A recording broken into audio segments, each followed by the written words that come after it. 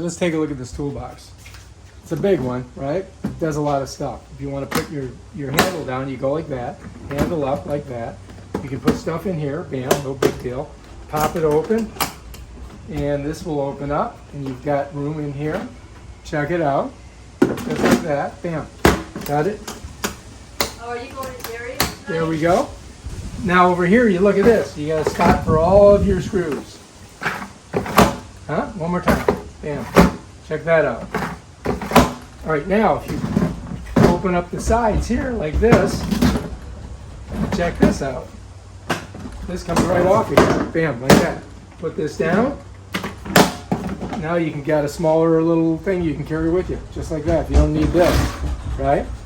Then you can put this back on here if you need to carry a lot of stuff.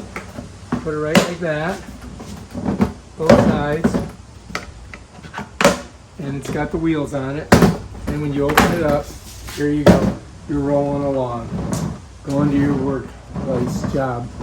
That's it, bam. Bob's your uncle. Peace out.